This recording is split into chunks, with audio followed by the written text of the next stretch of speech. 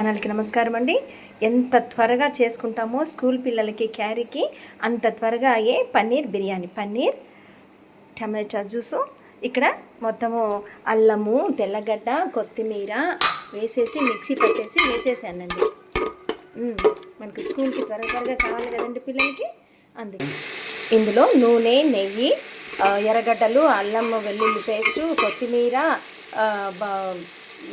వెల్లుల్లి అంతా ముద్ద వేసేసాను.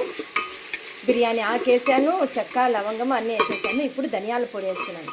ధనియాల పొడి, మిరప్పొడి, ధనియాల పొడి, మిరప్పొడి 1 స్పూన్ వేసేసాను. పన్నీర్ వేస్తున్నాను.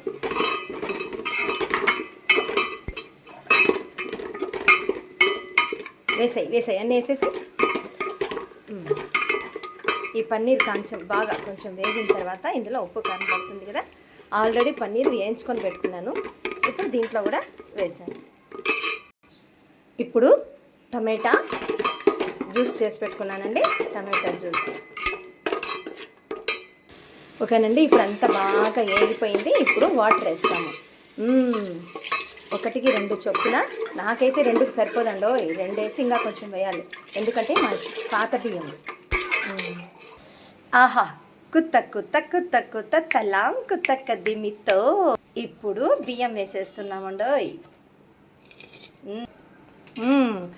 బియ్యం వేసేసాం.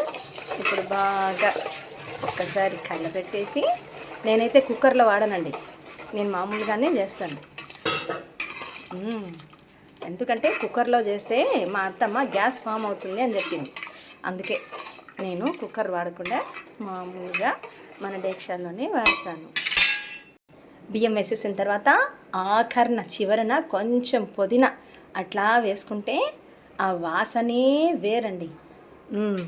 ఇప్పుడు మూత పెట్టేస్తాం. అంతా అయిన తర్వాత లాస్ట్లో కొంచెం నిమ్మకాయ రసం, మధ్యలో ఒక 2-3 సార్లు కలబెట్టుకోవాలండి. కుక్కర్ అయితే ఈ పని ఉండదుగా, అయినా కుక్కర్లో గ్యాస్ ఫామ్ అవుతుందిగా. ఇంకొకసారి అబ్బా, పన్నీర్ ముక్కలు ఇప్పుడు దగ్గర పడిపోయింది కదండి. ఆల్మోస్ట్ అలా దగ్గర పడిపోయింది. ఇప్పుడు సన్న మంట, లాస్ట్ మంట పెట్టేసి అప్పుడప్పుడు మనం తిప్పుకుంటూ దానికి కొంచెం ఇలా గుడ్డ కట్టేస్తానండి. ఇలా గుడ్డ కట్టేసి లాస్ట్ మంట మీద ఇలా తిప్పుకుంటూ అప్పుడప్పుడు ఇలా కొద్దిసేపు ఆ పక్క, కొద్దిసేపు ఈ పక్క, ఇట్లా ఒక 5 నిమిషాలు తిప్పేసి ఆఫ్ చేసేసుకోవాలి. అంతే. మనకి స్కూల్ పిల్లలకి త్వరగా క్యారియర్ కావాలంటే ఇలా చేసేసుకోవాలి. పన్నీర్ ఓకేనా. పన్నీర్ బిర్యానీ, పెరుగు పచ్చడి చాలండి.